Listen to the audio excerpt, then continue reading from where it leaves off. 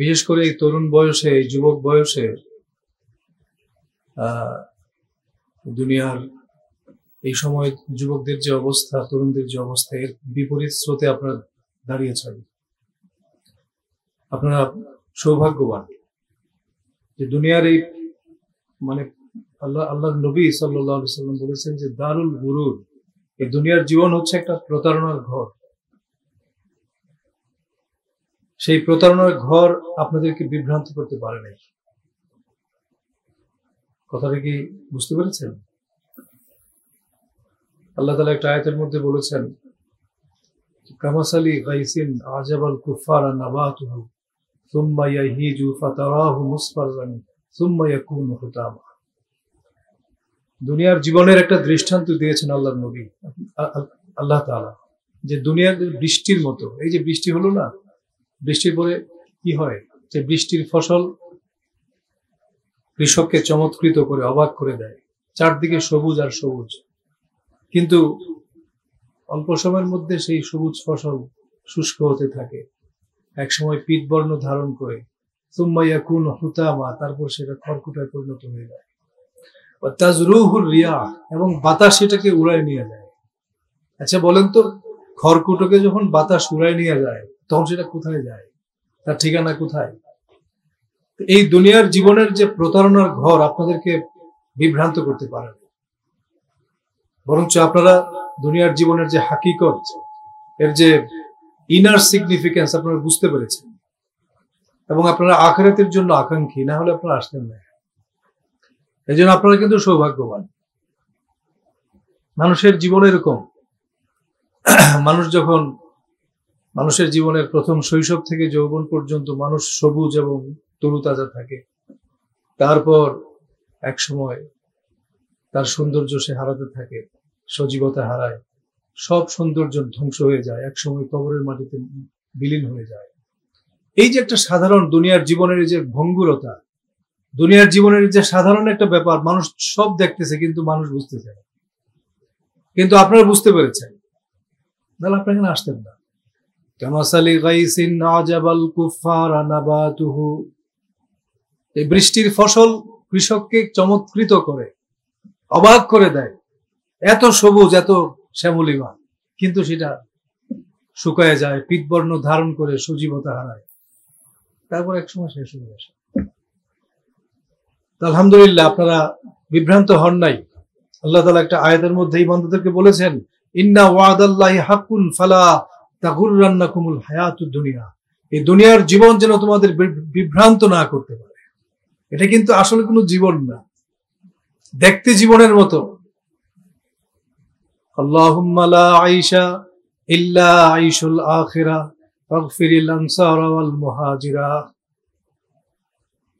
এই দুনিয়ার জীবন আসলে জীবন না, আসলে এটা জীবনের মতো মনে, apparently it looks like a life, actually it is not a life.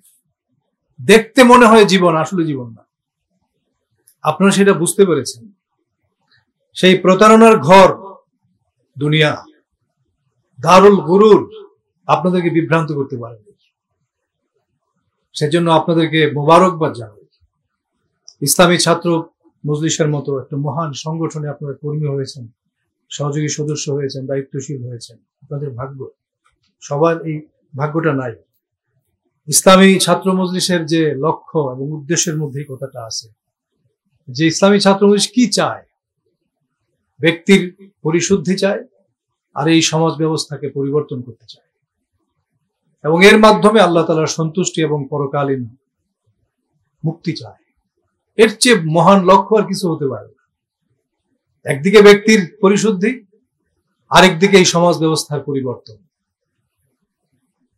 সন্ধ্যার সময় যদি আল্লাহ চাহে তো সময় পাই, ব্যক্তির পরিশুদ্ধির উপরে কিছু কথা রাখবো।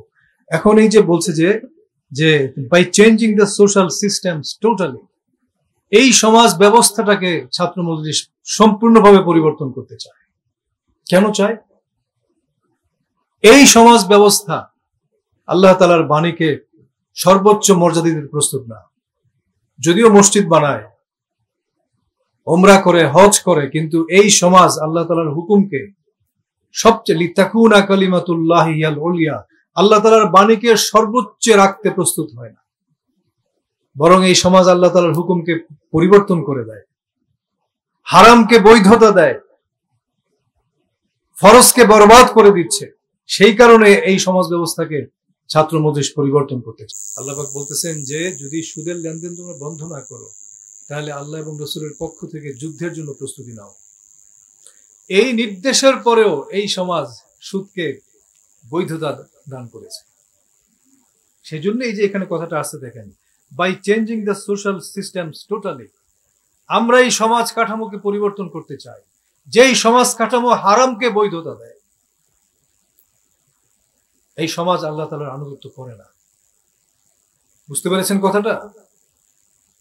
তো যে জিনিসের বিরুদ্ধে আপনি বলেন তো, যে দুই পক্ষ যখন যুদ্ধরত থাকে, এখানে ফিলিস্তিন এবং ইসরায়েল এখন যুদ্ধরত আছে, ইউক্রেন রাশিয়া এখন যুদ্ধরত আছে। আপনারাই বলুন তো দেখি, দুইটা পক্ষ যখন যুদ্ধরত থাকে, হ্যাঁ, তখন তাদের মধ্যে সম্পর্ক কেমন হয় বলেন তো? দুইটা পক্ষ যখন যুদ্ধরত থাকে, when the two parties are at war, তো তাদের মধ্যে রিলেশনটা কেমন থাকে আপনারা বলেন তো? একজনকে পেলে গুলি করে হত্যা করে, এরকম হচ্ছে সম্পর্কটা। ট্যাঙ্ক থেকে গোলাবর্ষণ করে, বিমান থেকে বোমা নিক্ষেপ করা হয়, এটাই যুদ্ধরত পক্ষগুলির সম্পর্ক। ঠিক কিনা বলেন? কথা ঠিক আছে? তো যেই সমাজ সুদকে বৈধতা দেয়, আল্লাহ তাআলার এই হুঁশিয়ারির পরেও যারা সুদকে বহাল রাখে, সেই সমাজের সঙ্গে আল্লাহ তাআলার সম্পর্কটা কি? কথা কি বুঝতে পারছেন? কথা বুঝছেন? কিন্তু ঈমানের সঙ্গে ইসলামী আন্দোলনের সম্পর্কটা বুঝতে হবে আমাদের। যে সমাজ সাথে আল্লাহ তাআলা যুদ্ধরত অবস্থায় আছে, ফাইল্লাম তাফআলু ফাআযানু বিহারবিম মিনাল্লাহি ওয়া রাসূলিহি। আপনারা তরুণ সবাই আপনাদের জিনিস আপনারা বুঝতে পারবেন, কারণ আপনাদের অন্তরটা এখনো পরিচ্ছন্ন। যারা বয়স্ক মানুষ তারা কিন্তু বুঝতে চায় না। বয়স্ক লোকদের মধ্যে দুনিয়ার প্রতি মালের প্রতি তীব্র আকাঙ্ক্ষা থাকে, বেশিরভাগ বয়স্ক মানুষ। কিন্তু আপনারা কিন্তু তেমন না। আপনাদের তরুণ অন্তরগুলো কিন্তু সত্যকে গ্রহণ করার জন্য উদ্গ্রীব হয়ে আছে। আপনারা পারবেন।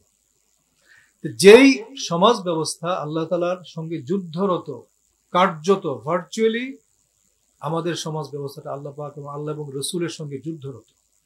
কারণ আল্লাহ তাআলার নিষিদ্ধ একটা সুদকে তারা এরকম হুঁশিয়ারির পরেও তারা প্রত্যাহার করে, এটাকে বৈধতা তারা দান করে।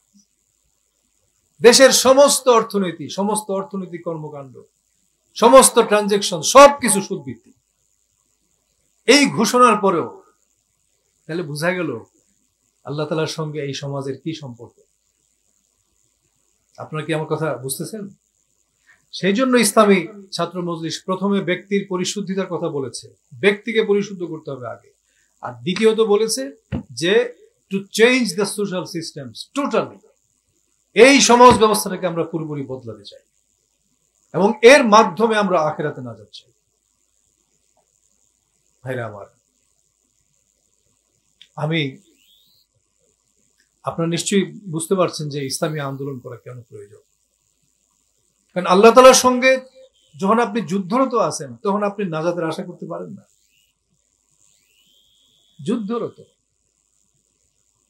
কথাটা কিন্তু বুঝতে হবে সবার, অন্তরের মধ্যে আঘাত আনতে হবে জিনিসটা নিয়ে।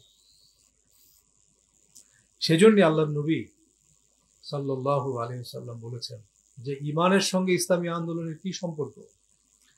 আমি আপনাদের আজকে একটা তথ্য দেব যে ঈমানের যে বুনিয়াদী বিষয়গুলো আছে, যেটাকে বলে আসলুল ঈমান।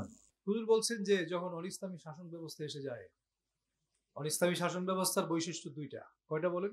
কয়টা?